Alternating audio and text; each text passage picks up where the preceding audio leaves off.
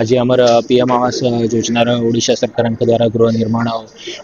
नगर उन्नयन विभाग द्वारा जो प्रधानमंत्री आवास योजना 2.0 जो गृह कार्यादेश बंटन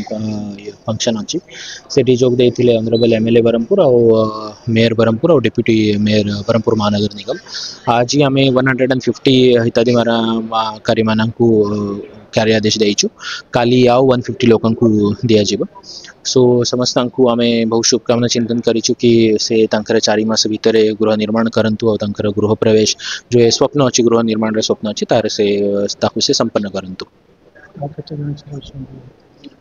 आउ काली 150 लोक दिज्व बाकी जो जो एप्लिकेशन आम पाखे अच्छी प्रोसेस करी तार सर्वे करी आम ऊपर दे देचु। जय जगन्नाथ समस्त नमस्कार। आज आम बहुत खुशी दिन कौन आमर यशस्वी प्रधानमंत्री श्री मोदी जी स्वप्न है भारत वर्ष में कौन सी गरीब लोक घर न था कि घर पातु से आज ब्रह्मपुर 203 लोक घर वर्क ऑर्डर दिया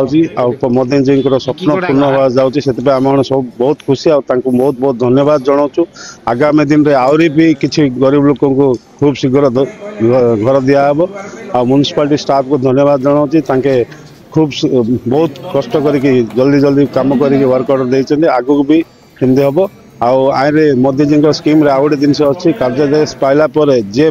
प्रथम घर कंप्लीट कर 20,000 टार प्राइज मान भी मिले। आज प्रधानमंत्री आवास योजना अंतर्गत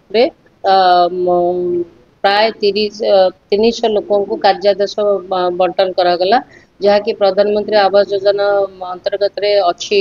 जे सरकार 3 लाख पर्यंत टंकार सहायता देवे एवं से समय जी समय दिखाई कार्यादेश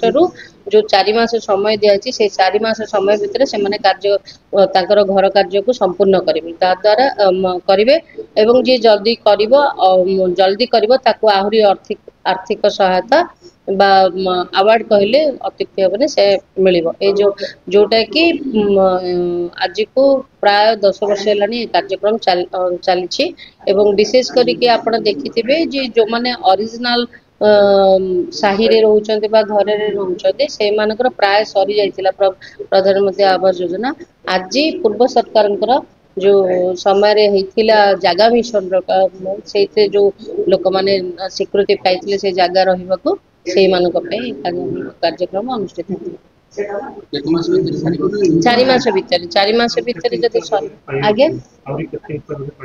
आउ हिताधिकारी बर्तमान 300 हिताधिकारी ना आउ जहाँ अच्छी डिपार्टमेंट कहीं जगह मिशन जी